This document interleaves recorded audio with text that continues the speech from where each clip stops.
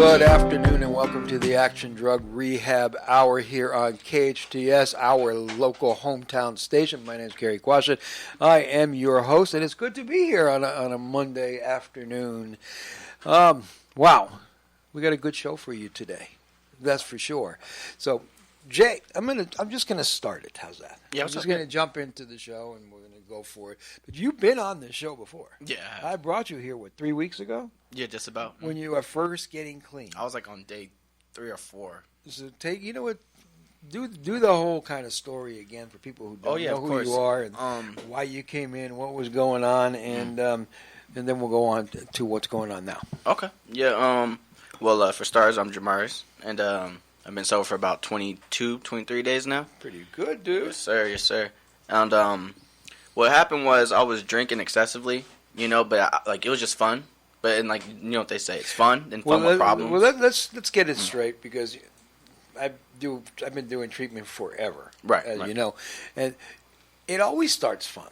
Yes. If anybody tells you that's not true, they're lying to you. Mm-hmm. It always starts fun, and it gives us friends and excitement and a place to fit in, and then that fun becomes work, and then it becomes a way of life, and then it becomes damaging, and then it becomes terrible. Exactly. So go for it. But let me just throw this past you. Yeah, what's up?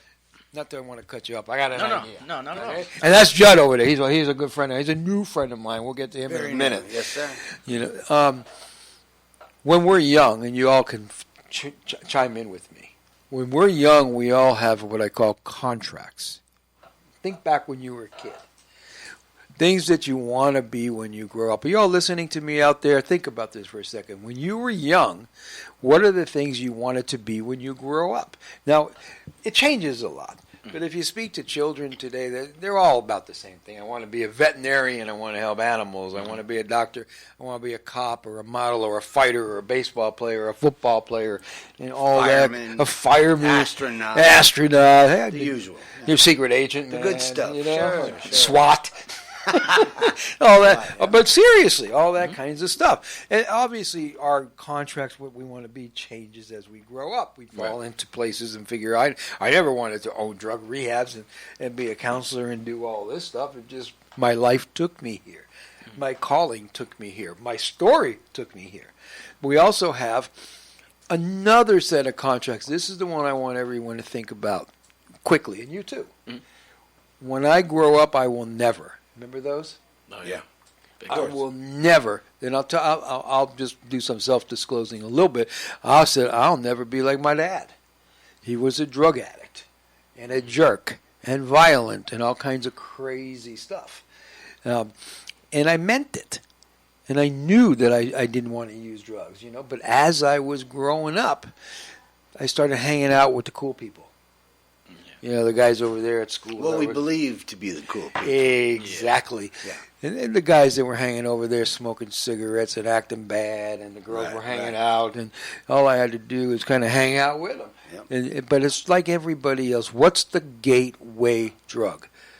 What's the first contract that almost everybody breaks, and it's usually nicotine. Nicotine, cigarettes. You got it. Exactly. There's only 2 reasons why a kid would smoke a cigarette today. To be cool. That's number 1. Fit in. To fit in. That's number 1, right? Yep. The second one is what? It's a learned behavior from home. Mom, dad, brother, sister, uncle, aunt, somebody at home is doing that. So do what I say, not what I do. Sorry, man, it don't work. If you want your kids to do good and you're a parent, then do good yourself. If you want your kids not to do stupid stuff, then don't do stupid stuff. If you want your kids not to smoke, don't smoke. If you want your kids not to use drugs, don't go in your bedroom and smoke some weed. It does smell, by the way. Yeah, and they know. If I want to know what's going on in the house and I ask the younger children, they will always tell me. They know everything. They hold the secrets and it affects them. But we have these contracts. So little Jay... Right, what's up? Goes to school, and he's got these contracts. And somebody walks up to him and says, "Hey, dude, want a cigarette?" And almost every kid in the beginning says no because it's a contract they made when they were young. It says it on the pack of a cigarettes, by the way. And a lot of packs, here's what it says today. The Surgeon General. Who's the Surgeon General? top doctor. Top doctor on the planet. The Surgeon General has determined. What does that mean? Figured it out. It's a fact. Yes, sir. So it says, I'll put it in other words, the top doctor has determined, then it says that smoking causes, used to say might. Yep. Don't say might no more. Lung cancer, emphysema, and all kinds of good stuff. So you might as well put your mouth on a muffler of a car. That's about the same thing. Let's just stick with the muffler. Though, exactly. Right? So you get where I'm going, and everybody knows. I'll tell you a quick story. My mother, she died, God bless her, about 10 years ago, and she got cancer, and they missed it. But I remember sitting in that doctor's office. She didn't use drugs, but I remember sitting in the doctor's office, and she said, "Doctor, how did this happen?" I'll never forget the look on this doctor's face. He looked at her, and he looked at me, and he looked at her, and her name was Esther. He says, "Esther, it says it on the box." Just like that. And it does. Top doctor says smoking causes. So, and now, so that's usually the gateway drug. It changed a little bit now that vaping's in. Yeah. Now it's vaping. And it's crazy because they brought vaping in. You missed a lot of this. Yes, I did. And we'll get to there Quite in a minute. Yeah. But they brought vaping in to help people stop smoking. But now more and more people even people that never would have smoked are vaping. And we don't even know all the harm that's going to cause yet. We know it's going to, though. Oh, yeah, of course. So anyway, so what happens? Little Jay goes to school. Somebody says, "You want a cigarette?" No. "You want a cigarette?" No. But he's there every day. And all these cool people are doing it. And he goes home and somebody's smoking. And he goes back to school and he's getting what you call desensitized. So one day he says, "What the heck, I'll take a hit." What did he just do? He broke out the contract that he made when he was probably in kindergarten. Yeah. So how does he clean that up? It's only a cigarette. I'll never smoke weed. But he's hanging out with all these cool people. It's just a matter of time before somebody says, "Hey, dude, want a hit?" Now, he'll probably say something like this: "Oh, no, I'll never use drugs." "What do you mean drugs?" "This is pot, dude. It's natural. God put it there. It's legal." Dude, yeah. You know, and where's cocaine, by the way? "Oh, it's natural, isn't it?" "Opiates, too?" "Okay, just checking." Just, you know. It is a flower. Exactly. Exactly. So, From there, but he's hearing this every day. And everybody's starting to do it. And Jay don't see the consequences. He just sees people having fun. And now they're drinking a little bit and everybody's partying. And he really wants to be part of, and he's getting desensitized. And one day he says, "What the heck, give me a hit." What did he just do? Broke another contract. Contracts are getting weak. The record doesn't look good. But he also did something else. He just smoked something that made him what? Feel good. Feel good. Yeah. Not only did he smoke something that made him feel good, he just really became what? Part of something. Yep. Part of this group. Well, all you got to do is smoke weed, drink a beer, and say, "Dude, love you too," and everybody's happy, right? And you'll get a dance for the prom. And you'll get a dance for the prom, and the girls will like you and all kinds of stuff. Because you're now one of them cool kids. So, well, you think one of the cool kids. Yeah. So how do you clean that up? It's only pot. I'll never. But what happens is you go to a party, right? You smoke a little bit of weed. Now a little bit of tequila comes by. You drink a little bit of tequila, and then somebody says, "Hit this." "What is it?" "Oh, it's meth." I don't do hard drugs, but you smoke a little bit more weed, and you drink a little bit more tequila, and then one hit won't hurt. And you take that one hit. If you have an addictive personality, how many times do you have to hit that drug to get addicted? Once. Because it's a shortcut to the pleasure zone of your brain, and it makes you feel so good, so fast that you never felt anything like it before. How do you tell someone that something that made them feel that good is bad? Even though you know it is, that's what's going to be, you're going to be chasing for many years until boom. Right. Something happens. So how does somebody become a drug addict? By using drugs. If you have an addictive personality, you're screwed, period. Now today, and you missed all this, if you experiment with drugs or recreationally use drugs, you die. It's not a maybe, it's a when. Right. It's every drug is cut with fentanyl now. Right. So the kids today, they can't experiment. It's not a rite of passage, because that rite of passage, takes you to death today. Yeah, they're dropping like flies out there. Even worse. That's crazy. It's so bad. If you could just see what's going on in my internet and my Facebook, it's insane. Every freaking time I go to Facebook, somebody died. I get a phone call at least once a week from somebody saying thank you for trying. And I keep telling people that are leaving rehab, if you use, you're going to die, and they keep using, and they keep dying. True? True. So anyways, you heard the contract story, right? Yes, sir. What happened to you? Almost a spitting image of that, actually. You know, It's always almost a spitting image of you that. know, it just started off as fun drinking, and then, like you said, just randomly took a hit of that. Well, it was a Percocet, but I thought it was a natural Percocet, but it turned out to be fentanyl pressed, and I didn't know that. Let's get it straight that every pill out there today, am I wrong? No, you're not wrong at all. You I was put it just, in your words, please. Yeah, no, I was completely oblivious, actually. Like, I had no idea what I was even getting myself into. I've always said no to hard drugs, but yes, I smoked weed or whatever. But the fact your that contract said no hard drugs. Exactly. And then it's around me, and then, of course, I'll say no, but then one day I did say yeah. And then next thing you know, it like a flash, I just was dope sick within, like, 4 days. Wow. And then next you know, I'm only smoking it just to feel normal. You don't even get high, do you? I don't think so, no. No, it's And just to get in that zone. And then I actually, it's a scary story, but I just smoked one pill, and I didn't wake up for hours. Like, I thought I would, like, whoever was around me at the time thought I was dead. Yeah. You know, but I was barely breathing. But thanks to Narcan, I guess. Narcan is. So you did actually OD. I suppose, but in my brain, I just woke up and there's people crying, and I had no idea.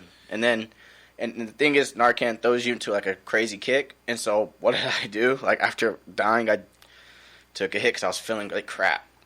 And it's insane, man. Well, here's what happens with Narcan. You overdose, right? Right. You don't know any of that. The only thing you know is you were sitting in a room with everybody having fun. You got loaded. And all of a sudden, you're waking up to everybody crying. You miss all the ugly. You don't see the fact that you fall down on the ground, that you can't breathe, that blue, your lips and face is turning blue, that you're starting to have foam coming out of your mouth, that somebody's doing CPR and somebody's hitting you with Narcan. All of a sudden, you just wake up and it's like, bang! What happened? Mm-hmm. And you're looking around and you don't know what's going on. You know that from that high, you're into immediate withdrawal. So you need to get high right away. Yeah. And that's what happened to you. Yeah. Now you can go from there, sir. Oh, yeah. And then, I'm just kind of helping you, you know? Of course. And then next thing you know, I just felt extreme shame because that's not how I was raised. Like, nowhere near that. And so what I did, I distanced myself from everyone that I loved and just isolated myself to, like, this little apartment. And every day, I wouldn't even step out during the day. I'd only go out at night just because of the heat and the I don't know how to explain it, but when you're on fentanyl and stuff, the heat is times like 2 or 3. Mm-hmm. So like your body feels like you're burning inside out. You feel it through your bones, and you just want to get rid of that feeling. And that's only like 2 hours of not smoking, 2-3 hours of not smoking, and it's hell. And so next, you know, I find myself just chasing it. But as I'm chasing it, my tolerance is getting more and more and more. It started off with 3 pills would last me through the day. By the time I was saved and brought here, it was about 20-30 pills a day. But how can you function? Like it's because the thing is, I didn't have a job at the time either. But once you're inside the fentanyl world, it's everybody. A lot of people are dope sick at work. They have to go out. They have to smoke in the bathroom. They have to keep it, and it's regular people. Like, and I used to look down on like a stigma, and then next you know, it happened to me. And I was so oblivious. I didn't know, like, a detox. And you didn't even know you were doing fentanyl. I did not. Until once I was already dope sick enough to where I'm like, that's fentanyl. Like, and you could tell by the bluer it is, the most dangerous it is, the less. But then that doesn't you'll think the whiter it is, that's what you would want. You actually can't tell, buddy. Yeah, no. Because these are not chemists or Okay, doctors that are making there's like a lot pills. of different colors, too. So here's what happens. Like red and everything. When you're baking chocolate chip cookies, if you put too many chocolate chips, it tastes really good, right? If you're cooking up fentanyl, if you accidentally put too much stuff in that batch, you can't see it. And you're killing people. Yeah, but nobody can see it. So when you take that pill, you just die. Yeah. You have no clue. We're having mass overdoses, meaning 3 or more at one time because of a batch. Now, also know when it comes in powder, it's cut when you get it, and then it keeps getting cut from each dealer to wherever it goes. So you never know what's in that stuff. It's at best Russian roulette every time you use it. Yeah, and the scary. first time you did, you almost died anyways. That was like. So that's a question same I'm going week. to ask you. Same week, you almost died, you overdosed, you knew you were Narcan back. Why would you do it again? Like I said, I can't explain it. It's just the feeling. It feels like death. Because it's not like, okay, Being I just won't dope do that sick. again. And I didn't know what dope sick was until I realized, okay, every time I take a hit, it goes away. And then once I realized that, I feel like it was downhill from there. Because then now my brain is just focused on, am I feeling like crap? Or is it me? Or is it because I'm not smoking? So then next thing you know, I'm smoking almost every hour just to keep the symptoms away. And be normal. And be normal, because then you think in your brain, you're like, okay, I'll just put it away and I'll just stop. But that feeling it overwhelms. And you have a kid too, don't you? I have 2 babies, yes, Tell 2 me about- daughters. Wow. How were you dealing with that? I would just block out everything, and because I felt so ashamed. So I didn't deserve. you really to be weren't around dealing them. with them. Yeah, no, I put it. I couldn't. My daughters have way more. I have like a lot of respect for them. I couldn't go around any family. It just would break me, and I would cry, literally cry, looking at the pill, saying I don't want to do this anymore. And then I just hit it again. Say that again. I would literally cry looking at the pill, saying I don't want to do this anymore, knowing I'm hurting other people. You just couldn't stop because you got too sick. Yeah, and it's like What's going on right now? You're hurting. you know, I feel good now, but just looking back, it just brings up like that memories, like because that's not me. No. I've been a part of my kids' lives ever since they were born. In this last 6 months, it took a hold of me like no other thing on earth has ever done to me. And it's hard sometimes. Not gonna lie. That's what opioids do. That's their main function. Yeah. So it was hard, but you know, You love your kids a lot. You love your more than family a anything, lot. man. That's you know right. the good thing is That's right. you're going to be the dad that they need now. Right. You're going to be that person. You know, this is just goes out to everybody out there. If you have children, be the person that you want your kids to grow up to be. Be that person. Be the hero that you want your kids to grow up and be. Be that person that you want your kids to say, wow, my dad was such a good guy. Yeah. Right. You know? Because Be our that children person. are sponges. They absorb absolutely everything. yeah. That's Everything. true. My daughters are too smart, man. So you have 20-something days now, dude. Yeah. How's 22. that? Tell us about that. Um. You came into rehab. I remember within 5 minutes, you just broke down crying when I met you. You were hurting pretty bad, dude. Yeah, man. It's unreal. It's a beautiful feeling. It's just beautiful now. Back then on that day, I didn't think it was even possible to beat the drug. Mm-hmm. And here I am between 2 days, and I'm just I can't put it into words how it feels. I just don't ever want to restart that clock again, like ever. I don't want to, but it's crazy how the receptors in the brain will still. That's what you. It would, and it's unreal that, and it passes. It will pass, but that 5-10 minutes, Craving. yeah. And the thing is, I'm glad I'm out here. away That's from my normal. Right. The cravings won't hurt you. The thoughts won't hurt you. The dreams won't hurt you. The action will. Yeah, and it's the crazy. hardest part about getting clean for anybody is the fact that it's not getting clean off fentanyl. It's not using anything. When somebody figures out I can't drink and I can't use drugs, if I don't drink and I don't use drugs, I won't have those issues. But when you try to manipulate the alcoholism or the drug addiction, it always goes back to bad. Yeah, no, I figured because I did try to detox once, and I went to just a regular hospital, and they just spit me back out. And the thing is, they're telling me in there you have a 98 or 90-something% chance of relapsing. Mm-hmm. So that they put that in my brain, and the first thing that I do when I get out is I drink, and then all of a sudden my brain isn't thinking clearly, and I just automatically just relapsed. That's what happens. Immediately, it just felt weird being in society because I've dedicated 6 months of my life to this drug, and then So then when I'm off of it and I'm out in the world, it just feels so weird. So weird, man. And I started to drink for that, but then I didn't realize that it drives you crazy in a way. Yeah. Speaking about weird and going back in the world, when we get back from our break, we're going to talk to my friend Judd, that this whole world's a different place for him right now. Yes, and when it we is. get back, we'll explain that. But everything that we take for granted or we look as normal, he looks as new and alien and different. So we'll be right back. We're going on break. This is the Action Drug Rehab Hour. Welcome back to the Action Drug Rehab Hour. I'm Cary Quashen. I am your host, and it's great to be here today. It's great to always be here, you know. Yes, sir. And when we went on break, Jay was telling his story about what was just a quick rundown on what you said, like about 2 minutes, and that's it. Yeah, of course. Then we're going to Judd.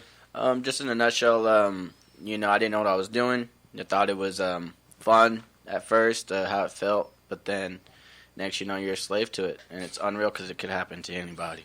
And then, once you use drugs or drink, and once it becomes not your friend, and once it turns on you, it can never be your friend again. Right. That's just the way it is. You can never go back to good again.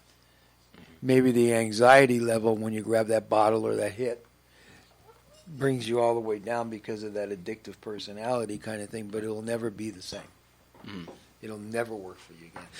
Judd, so I met you yesterday. But I'll tell you a story, okay? So this guy named Brian, when he was 14, he came to my group. And I took him under my wing. His parents never came. And I took him to different groups. He got sober. He started talking to other kids' groups. Then he disappeared for a while.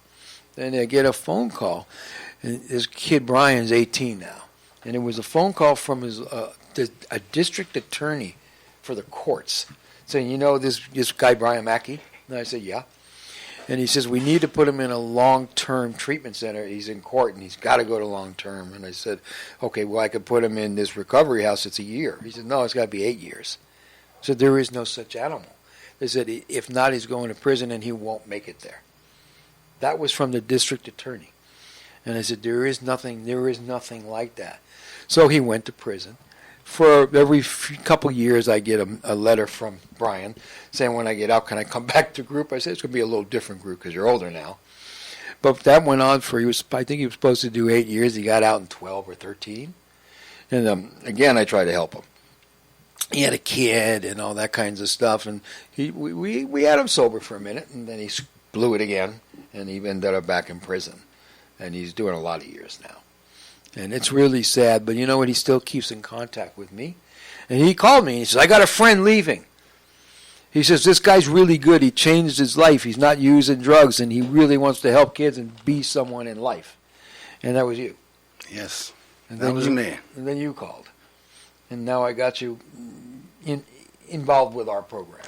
Yeah, in fact, I wasn't 2 minutes out of the gate, and actually the parole van, and I called you in my wife's car. Why?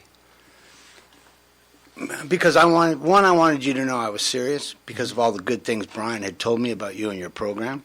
I hope he didn't lie. And man, you're an awesome guy, and the work you do is just stellar. I mean, you're saving lives.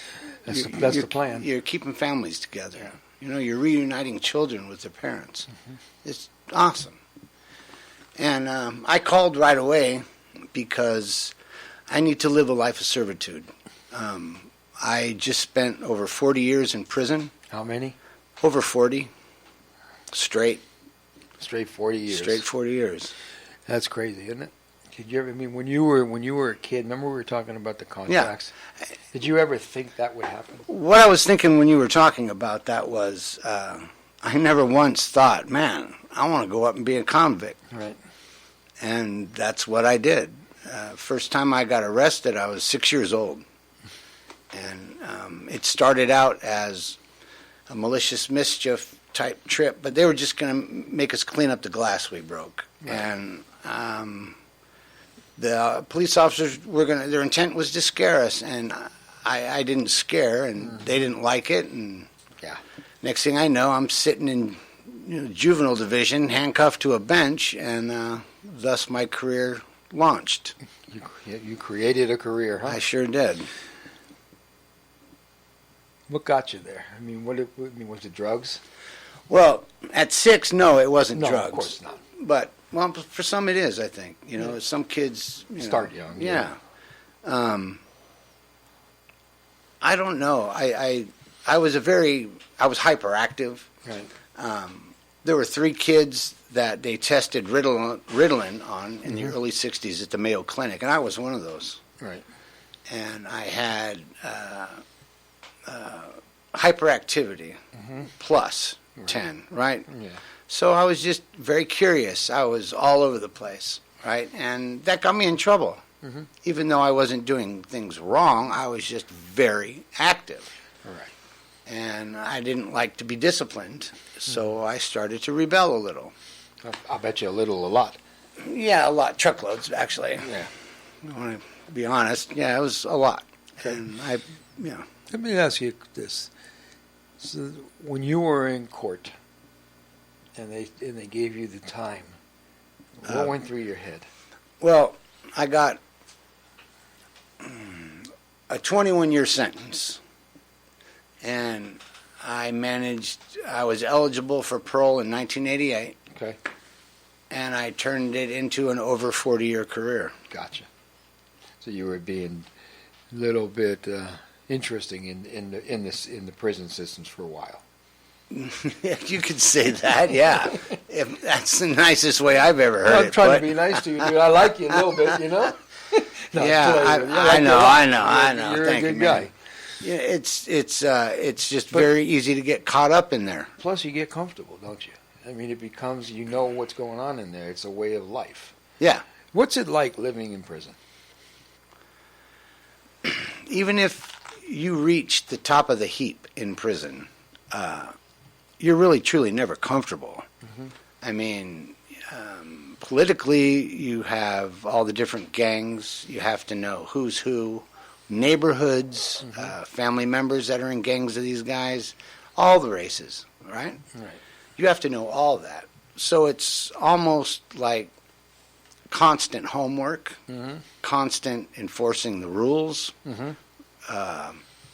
It's and then getting away with everything you can, of course.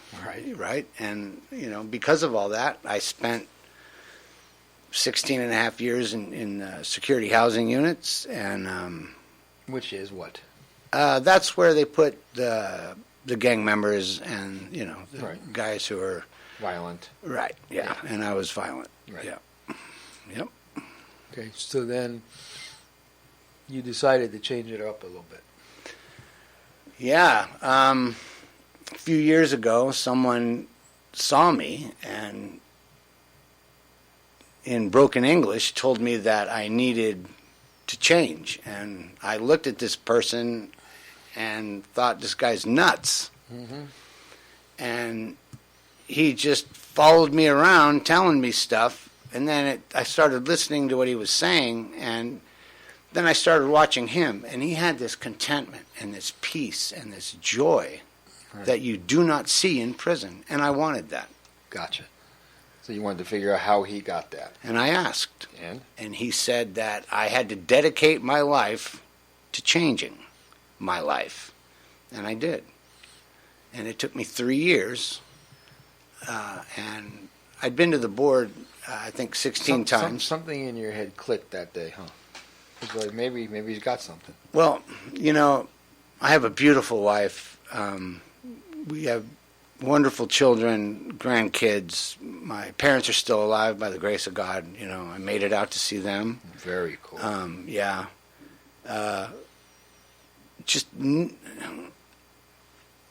I've never not loved my family or not thought about them, but doing what I was doing, I was thinking, my focus was that, prison, the yard. Well, it had to be. Exactly. When you're there, I had no choice. Yeah, right. And in doing so, I neglected my family, even though I wrote every day, called every day. If I couldn't call, I wrote 2 letters instead of just 1. Right. But I was still neglecting them. Well, let's stay with that for a second. Yeah. You really do love your family, don't you? With all my heart. With all my heart and soul, yeah. Your wife is probably, well, if she's not listening, she's going to see this. You want to say anything to her? I love you so much, baby. I love you with all my heart. You know the good part about you is when we go to places like that, we get hard. Yeah. You still have that soft spot somewhere in you, which is great. You haven't lost it. That's what's going to save you. Yeah, you know. Hear me? Yeah, I know. Because you're at the end of the day, you're a freaking good person. You're a good guy, Yeah, and you want people to like you, and you want to be there for people. I do. I You know. know, the monster was temporary, and he's caged. I'm free. The monster's caged. That's Right? what So I I want get to to be me. Come on, dude. Thank you, Cary. And the other thing is, so you went to the parole board 16 times. Yeah, I did. But They must not have loved you. yeah, well, you know, usually I would go and I would be in, you know, ad sag or the shoe. So I leg shackles, waist chains, and as soon as you come jingling in, you know, they knew before you got there you're not getting found suitable. Yeah. You might not have wanted to. Man, It gets scary to leave a place like that. Because you know it's a routine. I of think every you know day. what? I think that's a whole other show. Yeah, but it's true, isn't it? I believe so. Yeah. I know a lot of people I grew up with that went back on purpose. Yeah. They even came and said goodbye. I'm going back. Yeah. Well, you know, power is addictive. Yeah, Power in itself is an addiction. of course. It's not a drug, but it is highly addictive. Oh, it's just like a drug. Yes, it is, or worse. It's the even. same rush. Yes. Oh, yeah. Exponentially. Mm-hmm. Yes. Yes. So so then, how did you get out then? I changed. I changed my life and started telling the truth to the parole board. Gotcha. All the prior hearings, I thought, I was telling them everything they wanted to hear and need to hear to find you suitable. But they knew it was just words. It was, Cockamamie. yeah, well, I said the right phrases, catchphrases, you know, and the steps and everything. But they knew it was not true. Right. I could have just been reading off a sheet of paper. Right. But the last 2 times I went, I told the truth, and everything came from my heart, and they knew it. And that second to last hearing, they said, "Mr. Van Alstyne, you're on the path to suitability." I was amazed. I was really taken aback by that. I got a 3-year denial, and they advanced my hearing and called me back in exactly 1 year. And I had done everything they told me to do at the last hearing, and then some. I changed for the better even more, and they saw that. Right. And they found me suitable. And That here I am. That must have been really kind of trippy. Well, yeah, and maybe somewhat frightening. it was, yeah, well, a little bit, but it wasn't what I expected because, you know, usually they'll say, "Well, Mr. Van Alstyne, we find you unsuitable. These are the reasons, threat to society, blah, blah, blah." And it was the same with being found suitable. "Well, Mr. Van Alstyne, today we find you suitable, da-da-da-da, da-da-da-da." And I heard nothing after "we find you suitable," right? I'm sure. Yeah, and 3 days later, I got a paper in the mail saying that. And that's when it hit me, right? That's when it really hit me. And You're going home. yeah. And 150 days after that day, well, Took them that long to get you out. yeah, kind of. Yeah, they had trouble placing me, I think, because of my past and everything. And in prison. Mm-hmm. I've been out. I'll be 2 weeks tomorrow, so I'm still adjusting here. I bet you It's quite and that's really what I want to talk to you more about is the adjustment period. Yeah. Because when people leave jails or rehabs and they don't have purposes and they don't know what to do with themselves, they end up back. Yeah. But we talked a little bit about that, and you have a purpose. Yes, I do. And you have a family that loves you. Yes, I do. So I'm you very got blessed. so much going for you that you have many reasons not to blow this thing. Oh yeah, you couldn't blow this. I couldn't blow it with 10 tons of dynamite, man. I am, upward and onward success. Right. Nothing but success. Sober, adjusting to everyday life out here, living in my what's this house. called? Oh, it's a cell phone. Oh man, if they'd have gave me a stupid phone, it would have been smarter than me. This thing, I got an 14 plus, right? And It's like an alien spacecraft, and I've been told to fly it. But I'll get there. I'll get baby steps, man. Baby steps. He's a good guy, isn't he? Yeah. By the way, Yeah, he no, just he's came very in good. yesterday. I already like Yeah, you. You're just a good-hearted person, Cool, man. man. And I am. you wasted 40 years of something. I did. But you know what? I wouldn't call that wasting it, because you'd had to do what you had to do Yeah. to get to where you are now. Right. And now your whole world starts again. Yep. It's like you have two different lives. The old one and now a new one. Yeah. And, I want to forget the old one as quick as possible, but it's haunting me, and that's why I've committed myself to a life of servitude, making amends, man. That's why I called you. I don't think you ever need to forget it. I think remembering it will keep you away from it. Respect it. Yeah. I don't think I could ever forget it. I've been through quite a journey, man, in there. Quite a rough ride, to say the least. Man. Yeah, I'm sure. It was a little bit different than most people have ever seen. Most people that do go to prison don't take the path I took. Right. And they go through nightmares, right? But I took the hard road in there, to be a tough guy, and not cool, man. No, it can bring you to your knees, that's for sure. Yeah. And it can give you that power, which also could bring you to the knees. Yeah, I thought I was a hero in there, man, and now I realize I was a zero, and that's tough to take. I'm still trying to come to terms with that. Gotcha. Tell me about your family. Oh, man, got a beautiful wife, Mary Jo. Love her with all my Hi, heart. Mary Jo. I know you're listening. I spoke to her on the phone. Yeah, you did, man, and thank you for everything coordinating with her. Mom and Dad are still alive, doing well, living in the valley. Your dad called me. Oh, that's right. That's right. I had him. Yeah, he was asking me questions, and I figured. Yeah, he called me.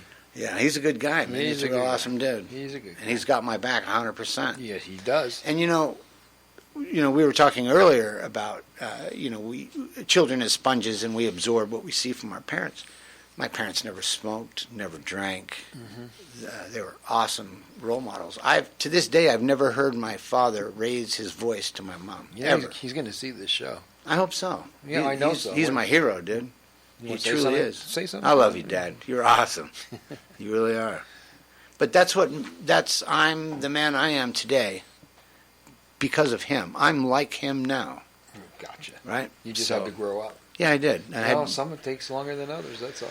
Man, 40 years though. Jeez. Well, that's what it takes. I should have paid more attention to the small print in the brochure. That's right. Yeah. You should have got the memo. Hey, do me a favor, Carlos. Will you make sure he gets that memo? After we Thank go you, on break? Carlos. I appreciate it. There it is. Saw it. You got it. Hey, let's go ahead and take a break, and we'll be right back. This is the Action Drug Rehab Hour, and I'm Cary Quashen. Welcome back to the Action Drug Rehab Hour. I'm Cary Quashen. I am your host. I got Jay and Judd with me. Jay and Judd. It sounds like a radio show, don't it? It kind of does. Jay and Judd radio show. Hey, man, we got something. It kind of is one, isn't it? I guess so. Yeah. So we were talking to Judd before we went on break, and Judd's a great guy, man, but he just spent over 40 years locked in a prison cell, or in a prison. Yeah. So, and sometimes in cells. And cages and cages and boxes holes and whatever else boxes and wherever else they Yeah. want to put you. But how does it feel after 40 years to come out? Because I mean, you shared something that's pretty great. That's for normal people. They would go, "Whoa, you left the bathroom end." Okay, I got to remember to pull my zipper up because in prison we don't have zippers on our pants, man, and I have to remember that. See, the reason I asked you that is because everything changes, man. Yeah. You go through you're so closed in prison. It is Yes. what it is. Yes. And you don't. We said it earlier. When you go to jail, the world doesn't stop. No. Everything out there still goes, except for your time. Yeah. It stays still in prison. Right. So all that stuff that gets different, cell phones and zippers and Yeah, and even especially relationships. oh yeah. My wife has not had me home all these years, and when I first got out, I started running around trying to fix everything and do everything, and I was neglecting to pay her the attention she deserved after waiting for me all these years. Yeah. And babe, I apologize for that. But you know, you have so much going on, right? Trying to acclimate, but I shouldn't have to be acclimating. I should have gotten out so long ago. Don't do that. I know, but it's true. It's true. Yeah, but don't do that to yourself. You did what you did because you did what you did. Yeah. Now you're doing what you're doing because you're doing it. Right. And it's, yes. So instead of saying, well, I wish I could have, we all wish we can go back and change stuff. Of course, yeah. All of us. Yeah. But the deal is you're doing what's right now. Correct. What's your name? Judd. So repeat after. I know it is. I'm just saying, I want you to do something. Sure. My name is Judd. My name is Judd. And I'm freaking worth it. And I'm freaking worth it. Again. My name is Judd, and I'm very worth it. That's what I want to hear because that's a fact. Yes, it is. So now you need to treat yourself like you're worth it. Yeah. And the way you feel good about yourself is by doing things that don't make you feel bad anymore. Right. Doing things that when you're done doing them, you go, whoa, that was cool. Right. Even if nobody was watching. Right. And that's called integrity. And that's the hardest part. You're going to leave before he does. Right. And, you know, it's doing the right thing when no one is looking. Yeah, get caught being good. When no one's looking. Yeah. It's a real when thing. you think you can get away with something that you know you shouldn't do, you don't do it because it's the wrong thing to do. That's called integrity. Yeah. And that's the hardest part of all this stuff. Because we're so used to trying to get over on everything and everyone and stay in that control thing. Don't try to control anything and just do what's right. Right. And for me, when I got clean, my first year, I had to weigh everything out, man. Everything. If I do this, this could happen. Do I want to do this and pay any kind of consequences? That if I do this, it can hurt this person. Right. And I really had to check myself. Right. And do what I thought and I knew was right. Right. And sometimes I don't want to do that. I want to do the other thing. Of course. But that's just our craziness. Yeah. And, you know, one of the beauties of sobriety and doing the right thing is that when I see a police car, you know, when I was out on the street and even in vans, you know, when they transport us, I'd crane my neck to watch and see where that officer was going. Now, if I notice a police car, I see it, and now I'm looking at all the other stuff, right? I have no care. No care in the world. You know, if you're doing nothing wrong, you worry about nothing. Man, and it's awesome. It's just beautiful. I was talking to this kid that's getting on probation. I said, if you're doing nothing wrong, probation's nothing. Yeah. It's just a guy you're going to go see every week or month and say hi. Yeah. Because you got nothing to worry about. If you got nothing to worry about, you got nothing to hide. You got nothing to look over your back, and you just life's good, man. It is. It's great. Isn't that cool? Yes, it is. So how's it feel to be out?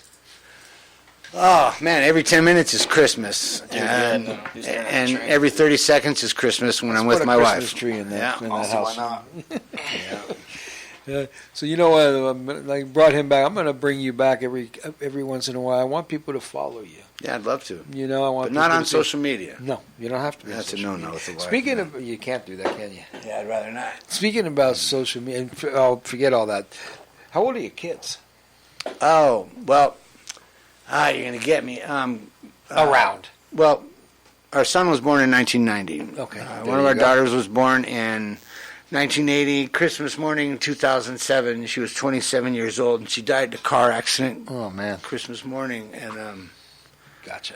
yeah, so when I got to hold her urn at the house, and that was nice, man. But it just, you know, I wasn't there for my family when she passed, and that's something that's, Yeah. you know. But you are now. But yeah, I am. Now I am, and now I'm doing everything right, never going back. You know what I got to tell you both? I mean, for your 20-something days, Yes, sir. I'm super proud of you, dude. Thank you. I'm super appreciate proud of you. And for you just coming out and being with us, I'm super glad you're here. Thank you, man. And Awesome. we're going to be a big part of your world changing. I'm going to say recovery, but you've been clean and sober for how long? Since August 16th, 2016. You made a decision then not to. Yeah, I was the way my wife looked at me, my mom and pop. Yeah, that's too much. Okay, very good.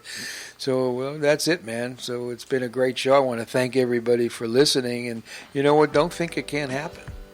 You know, Anything's possible. Anything's possible. And everybody says, not me, it can't happen to me. But if you're making bad choices, bad things can happen. Sadly, today, bad choices are killing people. Please be careful out there.